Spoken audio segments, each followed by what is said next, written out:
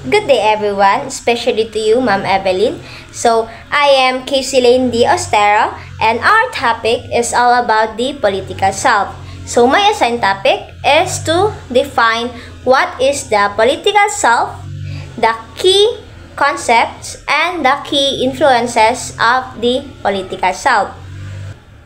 Jose Rizal quote. So, it is a useless life that is not consecrated to a great ideal.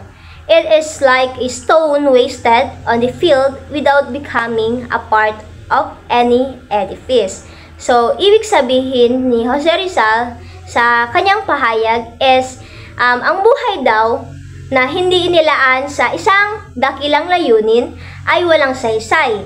So, ito, ang buhay, ito yung parang isang batong nakatambak lang sa bukid or sa gilid-gilid at hindi naging bahagi ng anumang gusali. So, let's proceed to the political self. So, what is the political self? So, the political self, it is a part of your identity that shapes your political beliefs, values, and how you participate in the society. So, ibig sabihin, yung political self, parte ito kung sino tayo. And dahil dito, na-influence ito sa ating political beliefs, sa values natin, and kung paano tayo nag-participate sa society natin. So, like sa political beliefs, na-influence yung mga opinion sa mga issues sa society natin. Sa value naman, ito yung nag-guide sa atin sa political views natin, like sa equality, freedom, and justice, and participation. So, this refers to how you engage in the political process. Key concepts. So, first is the political community. A political community is a group of people who share a common political interest and goals about the politics.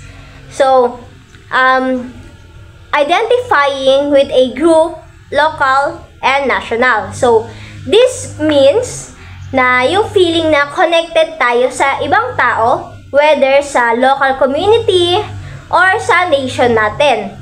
So, sharing common political interests and goals. So, this means having a similar ideas about how society should be run and working together to achieve those ideas. Second key concept is the socialization. So, learning societal norms, values, and political beliefs. So, like sa example sa norms is learning to respect for the elders. So, example naman din sa values is understanding the value of the honesty. So, sa political beliefs naman is about knowing the importance of voting and participating in the elections. So, how we become aware of politics. So yung socialization, this is a process kung saan natututo tayo ng mga halaga, kaugalian, at kaalaman mula sa ating kapaligiran at sa mga taong nakapaligid sa atin. So, sa pamamagitan ng socialization, so, unti-unti tayong nagiging may alam sa politics, ang mga gawain nila, ang patakaran, at ang mga tao na nasa kapangyarihan na nagpapasya para sa ating lipunan. So, the third key concept is the social interaction. Engaging with others about political issues, discussing, debating, and sharing opinions. So ang pakikipag-ugnayan sa ating lipunan sa context ng politics ay tumutukoy sa kung paano tayo nakikipag-usap sa ibang tao. So, tungkol sa mga issue sa politics, so kasali dito ang mga nagtatalakayan tungkol sa mga patakaran, pinuno o kaganapan sa bansa natin. Start sa simpleng usapan kasama ang pamilya o kaibigan hanggang sa mas malawak na talakayan o debate sa paaralan, sa trabaho o sa social media. So, sa pamamagitan ng pagbabahagi ng ating mga sariling opinyon, so sa pakikinig sa pananaw ng iba, at pagtatalo ng may respeto, hindi lang tayo nagkakaroon ng mas malalim na pag-unawa sa mga issue, kundi nagpapalakas din ng ating kamalayan at nakikilahok sa paghubog ng pananaw ng lipunan tungkol sa politics. Next is the citizenship. So, understanding your rights and responsibilities in a political community. So, kasali dito yung karapatan nating bumoto, kalayaan sa pananalita, proteksyon sa ilalim ng batas. So, kabilang na rin dito yung pagsunod sa mga batas, pagbabayad ng buwis, pakikilahok sa mga gawaing sibiko tulad ng pagboto at paggalang sa mga karapatan ng iba.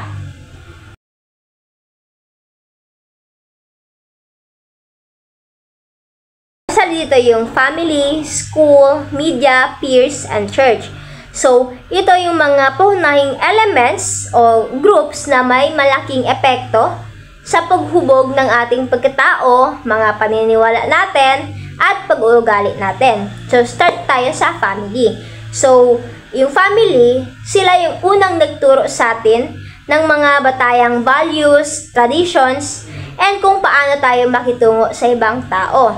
So, sila ang pangunahing humuhubog sa ating pagkatao sa murang edad. So, second is the school. So, yung school naman is itong nagbibigay sa atin na formal na education, kaalaman, at kasanayan. So, tinuturoan tayo dito ng disiplina, ang pakikipag-ugnayan sa iba, at pagiging responsable. So, third is the media. So, sa media naman is like television, radio, internet na ganon, is nagbibigay ito sa atin ng information tungkol sa mga nangyayari sa mundo. So, nakakaapekto ang media sa atin sa ating pananaw at sa opinion natin tungkol sa iba't ibang issue. So, next is the peers. So, yung peers naman is nagbibigay sila ng suporta at nagtuturo sa atin ng mga social skills. So, nakakaapekto sila sa ating mga interest, mga hilig natin, at kung paano tayo makisama sa lipunan. So, next is the church. So, ang church naman is nagtuturo sa atin ng moralidad, spiritualidad, and yung mga values na may kaugnayan sa pananampalataya. So, nagbibigay ito ng gabay sa kung paano tayo mamuhay ng matuwid at makabuluhan. So, in short, yung mga nabanggit ko, ito yung mga pangunahing forsa na humuhubog sa ating pag-iisip, ating damdamin, and sa ating pag-uugali. So, ang bawat isa sa kanila is may mga kanya-kanyang role sa pag-influence sa atin bilang mga individual. So, that's all for my topic, for my essay topic. Thank you.